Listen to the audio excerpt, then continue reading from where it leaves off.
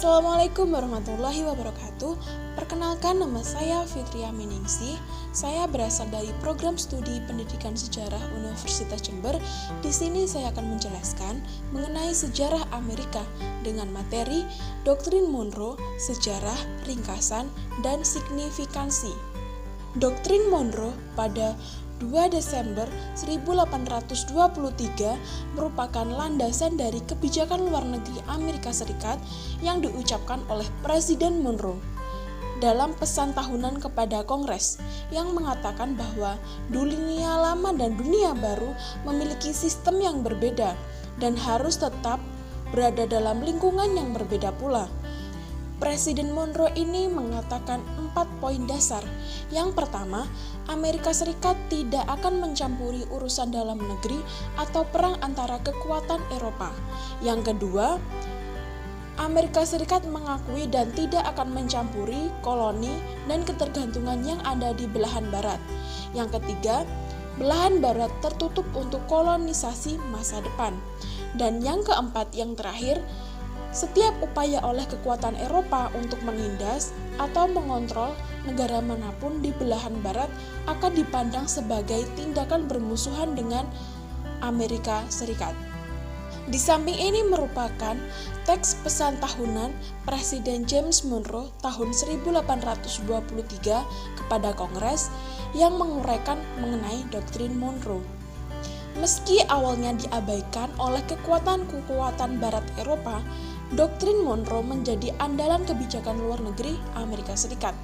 Pada tahun 1823, Presiden Amerika Serikat James Monroe memproklamasikan perlindungan Amerika Serikat di belahan bumi barat dengan melarang bentuk kekuatan Eropa menjajah wilayah tambahan di Amerika. Sebagai imbalannya, Monroe ini berkomitmen untuk tidak mencampuri urusan konflik dan perusahaan kolonial yang masih ada di negara-negara Eropa. Meskipun pada awalnya merupakan pendekatan lepas tangan untuk kebijakan luar negeri, Doktrin Monroe dan Roosevelt Corollary pada tahun 1904 yang melengkapinya meletakkan dasar bagi praktek ekspansionis dan intervensionis Amerika Serikat dalam beberapa dekade mendatang. Sebagaimana diartikulasikan pada tahun 1823, Doktrin Monroe menjabarkan 4 prinsip dasar yang akan menentukan kebijakan luar negeri dari Amerika Serikat selama beberapa dekade mendatang. 2 yang pertama berjanji bahwa Amerika Serikat tidak akan mencampuri urusan negara-negara Eropa, baik itu perang atau politik internal, dan bahwa Amerika Serikat tidak akan mencampuri urusan kolonial negara-negara Eropa yang masih ada. Sebagai gantinya, Amerika ini menetapkan bahwa belahan bumi barat tidak lagi terbuka untuk penjajahan lebih lanjut dan bahwa setiap upaya dari pihak kekuatan Eropa untuk menjajah wilayah di belahan barat akan dipahami oleh Amerika Serikat sebagai tindakan agresi. Doktrin Monroe ini disusun karena pemerintah Amerika Serikat khawatir kekuatan Eropa akan mengganggu wilayah pengaruh Amerika Serikat dengan mengukir wilayah kolonial di Amerika. Pemerintah Amerika Serikat sangat waspada terhadap Rusia karena tujuannya untuk memperluas pengaruhnya ke wilayah Oregon dan Spanyol dan Prancis. Karena rencana potensial mereka untuk merebut kembali wilayah Amerika Latin yang baru-baru ini memperoleh kemerdekaan.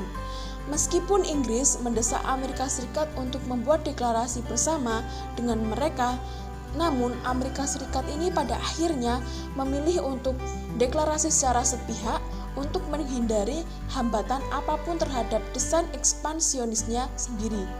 George Canning, Menteri Luar Negeri Inggris untuk Amerika Serikat, memiliki ide untuk mengeluarkan deklarasi yang melarang penjajahan di masa depan di Amerika. Canning menyarankan agar Amerika Serikat dan Inggris membuat deklarasi bersama, karena kedua negara memiliki motif untuk membatasi kolonialisme selain mereka sendiri di Amerika.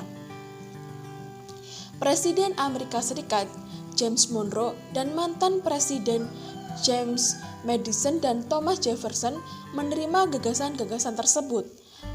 Namun, Menteri Luar Negeri Amerika Serikat John Quincy Adams dengan keras menentangnya karena khawatir bahwa deklarasi bilateral akan membatasi rancangan ekspansionis Amerika Serikat itu sendiri. Presiden Monroe akhirnya memihak Adams dan mengeluarkan deklarasi secara sepihak. Meskipun melarang kekuatan Eropa menjajah lebih banyak wilayah di Amerika, doktrin Monroe dirancang sementara Amerika Serikat sendiri tidak memiliki kekuatan militer untuk menegakkannya.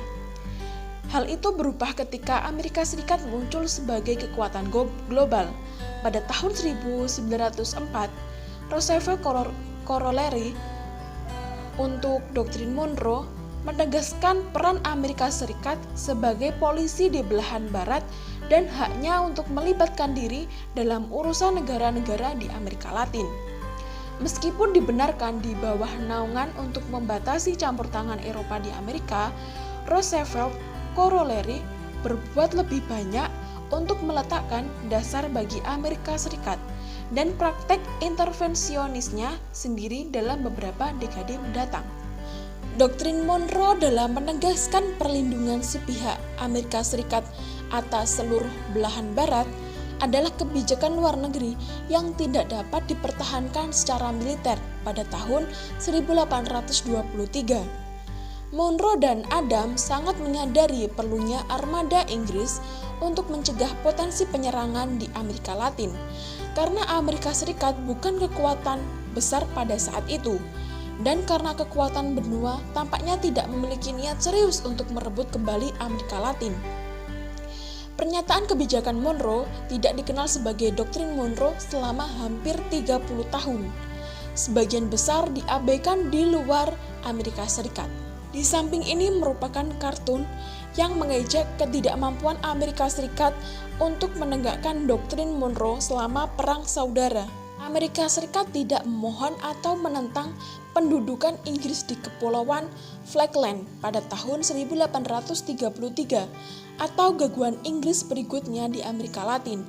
Namun pada tahun 1845 dan sekali lagi pada tahun 1848, Presiden James K. Polk menegaskan prinsip-prinsip Monroe di peringatan Inggris dan Spanyol tidak untuk membangun pijakan di Oregon, California, atau Meksiko, Yucatan, Venezuela.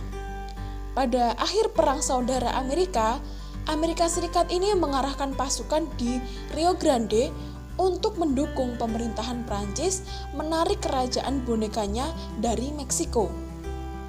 Pada tahun 1867, sebagian karena tekanan Amerika Serikat dan akhirnya Prancis mundur.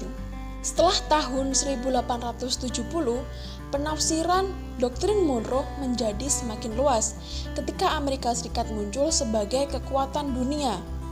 Doktrin Monroe kemudian mendefinisikan lingkup pengaruhnya yang diakui.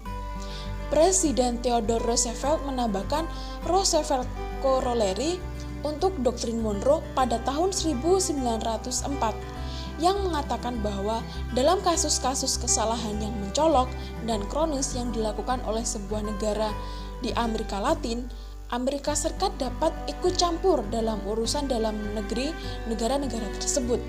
Pernyataan Roosevelt tentang kekuatan polisi hemisferik dirancang untuk mencegah pelanggaran doktrin Monroe oleh negara-negara Eropa yang mencari ganti rugi terhadap negara-negara Amerika Latin yang sulit diatur atau sulit dikelola. Dari kepresidenan Theodore Roosevelt hingga Franklin Roosevelt, Amerika Serikat sering melakukan intervensi di Amerika Latin, terutama di Karibia.